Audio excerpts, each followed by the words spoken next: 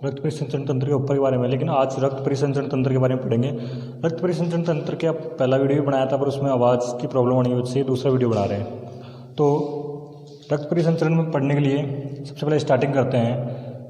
इसके लिए पढ़ने के लिए सबसे पहले हमें जानना होगा धमनी और शिरा के बारे में। किसके बारे में? धमनी और शिरा के बारे में, कि ये क्या काम करती है और क्या चीज़ है। धमनी हमेशा शुद्ध रक्त को, किसे? शुद्ध रक्त को हृदय से बाहर ले जाती है, हृदय से बाहर ले जाती है। वहीं शिरा का उल्टा काम है। शिरा क्या करती है? अशुद्ध रक्त को, अशुद्ध रक्त को हृदय में लेकर आती है, अशुद्ध रक्त को हृदय में लेकर आती है। तो ये तो हो गया शिरा और धमनी के बारे में। इसके आगे एक और होता है पल्मोनरी। पल्मोनरी या फुफ्फुस भी कह सकते हो जिसे, तो पल्मोनरी धमनी, पल्मोनरी धमनी। एक होता है पल्मोनरी शिरा।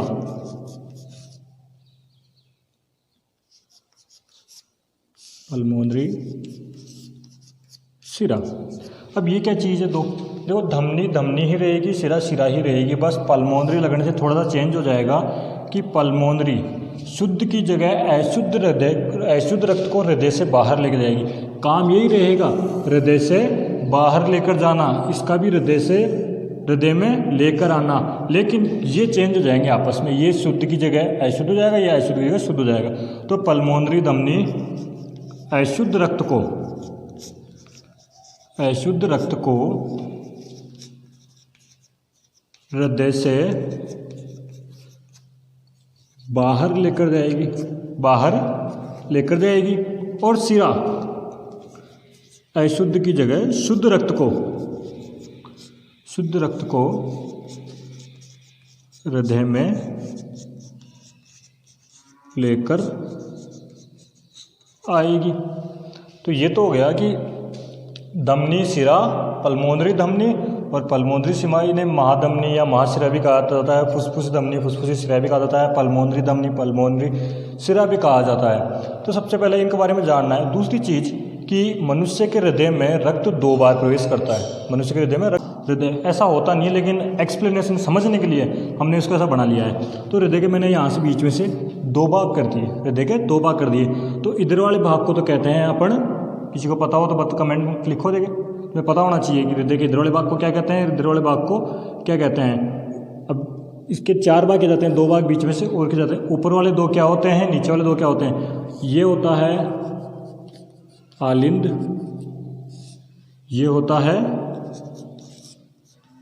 निलय, इसे भी आलिंद, ये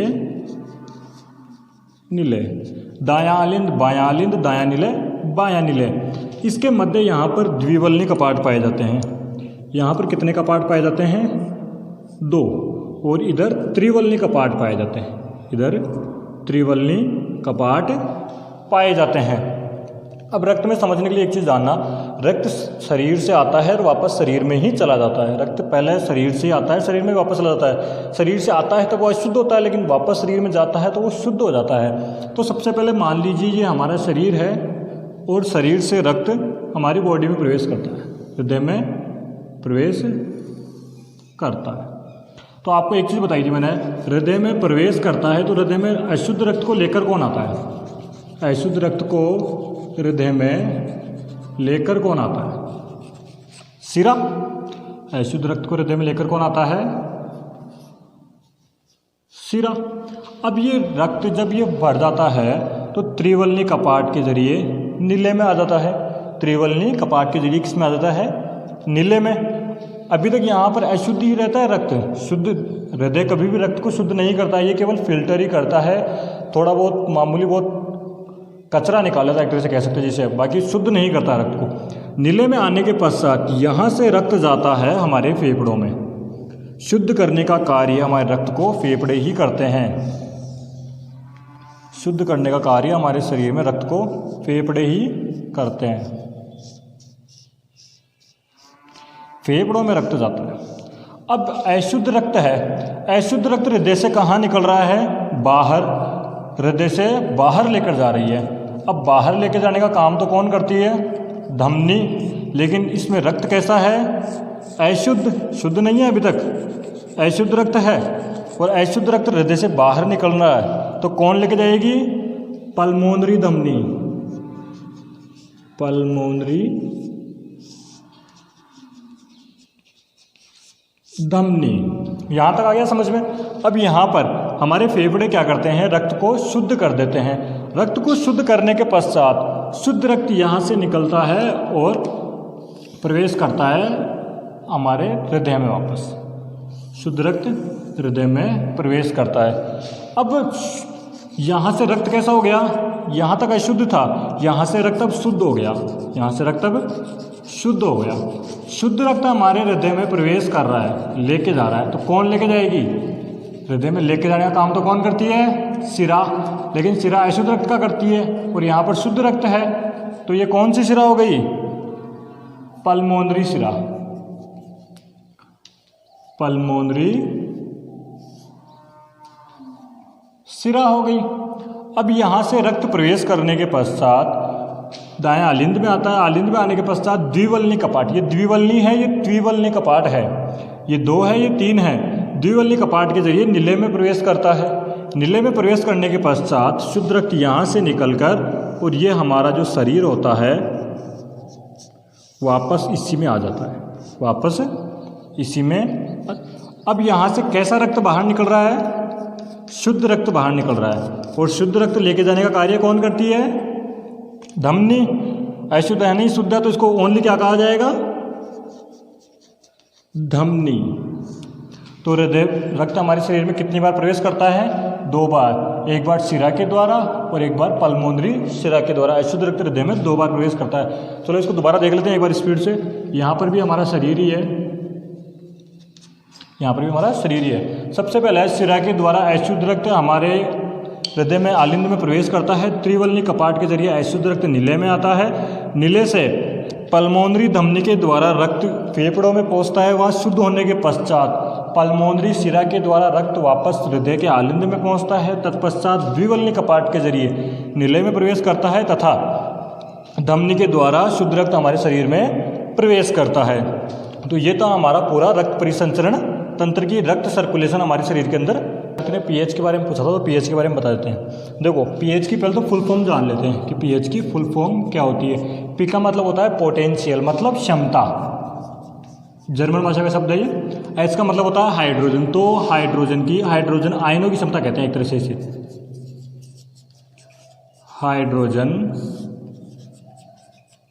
आयनों की क्षमता, ये तो हो गई इसकी फुल फॉर्म। अब ये काम क्या आता है, इसको कैसे निकालते हैं ये जान लीजिए। देखो सबसे पहले इसको निकालना जान लो, इसको निकालते कैसे हैं। इसके लिए अपन एक टेबल बनाते हैं। पहले अपन ने एक टेबल बना ली इसके लिए। ये जिसे पीएच स्केल कहा जाता है, जिस पर 14 तक काउंटिंग लिखी होती है।